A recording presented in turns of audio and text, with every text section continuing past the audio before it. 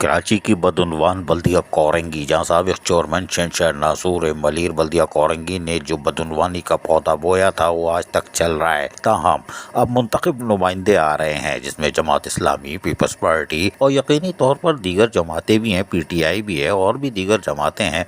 अब उनके ऊपर एक भारी जिम्मेदारी आ रही है कि वो बल्दिया कोरंगी को बदउनवानी के जो परचम लहरा रहा है उसको नीचे लाएं, और ये जो हल बर्दारी होगी उसके बाद यकीनी तौर पर इनको अपना फ़र्ज अदा करना होगा और लोगों को सहूलियात की फराहमी को मुंतखब नुमाइंदे ही यकीनी बनाते चले आए हैं और बनाएंगे। आज बल्दिया कोरंगी के 9 मुंतखब चेयरमैन, वाइस चेयरमैन, काउंसलर्स की हलबर्दारी की तकरीब का इनेकाद किया गया और इसके अंदर बाकायदा चेयरमैन, वाइस चेयरमैन, काउंसलर्स के साथ साथ उनके हमदर्दों की बड़ी तादाद मौजूद थी। इस मौके पर बाकायदा हलबर्दारी कैसे हुई सुनिए जरा।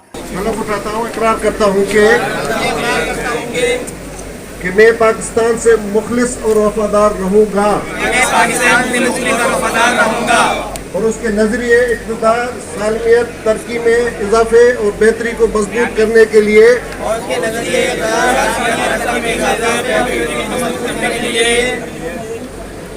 अब अपने जिम्मेदारियों और काम काज की अदायगी के लिए हर मुमकिन कोशिश करूँगा।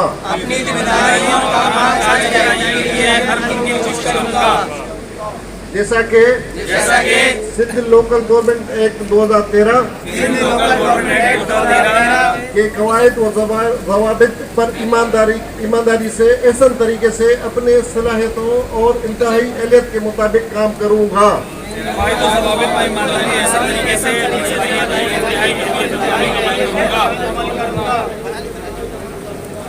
कि मैं अवाम के फलाह और बहबूद के लिए काम करूँगा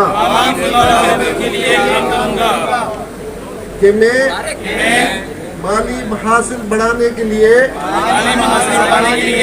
हर मुमकिन कोशिश करूँगा और अपनी बेहतरीन सलाहियतों के मुताबिक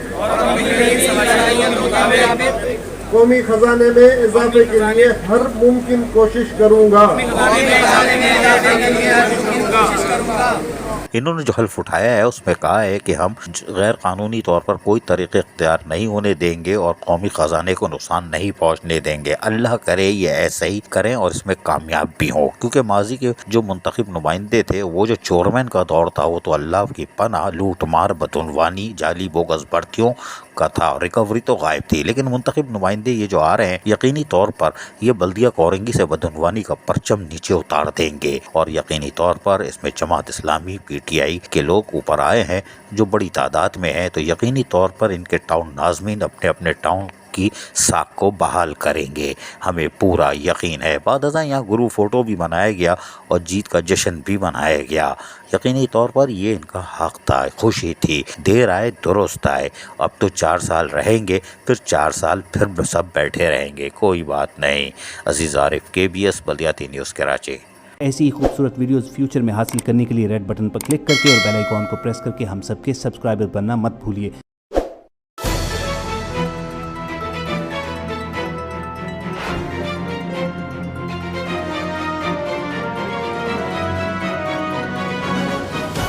KBS बल्दियाती न्यूज़।